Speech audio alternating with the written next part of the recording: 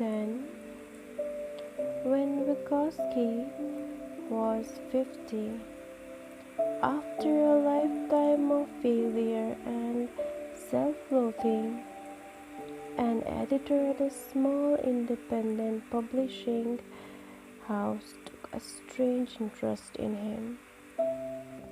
The editor couldn't offer Vygotsky much money or much promise of sales, but he had a weird affection for the drunk loser.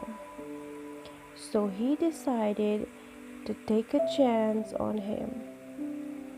It was the first real shot Vygotsky had ever gotten, and he realized probably the only one he would ever get.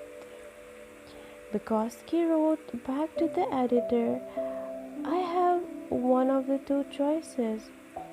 Stay in post office and go crazy, or stay out here and play at writer and starve.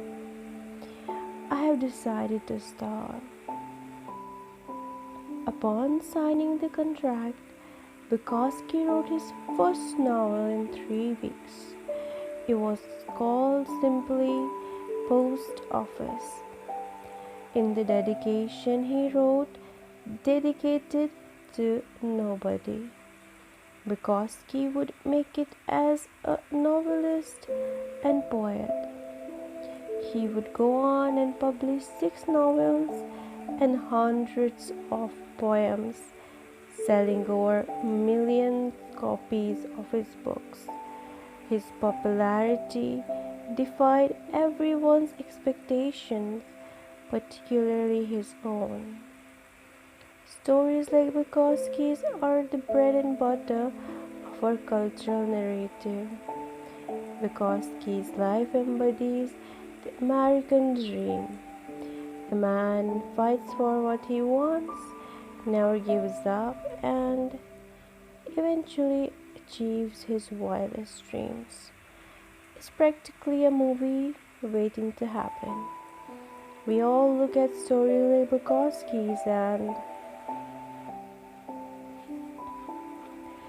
and say, "See, he never gave up. He never stopped trying. He always believed in himself. He persisted against all the odds and made something of himself." It's then strange that on Vygotsky's tombstone, the epitaph reads, "Don't try." See, despite the book sales and the fame, Vygotsky was the loser.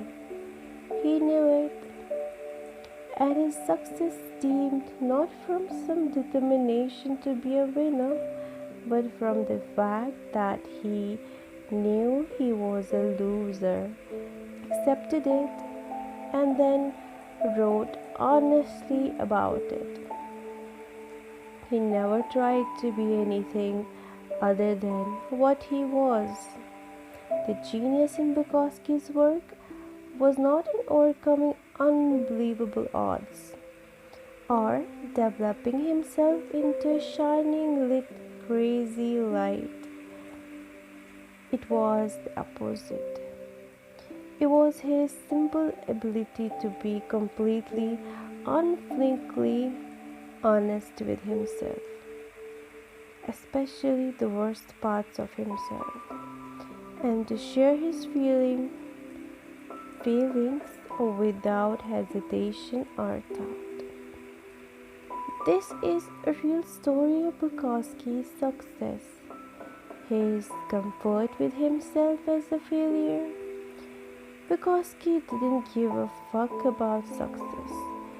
Even after his fame, he still showed up at poetry readings, hammered and verbally abused people in his audience.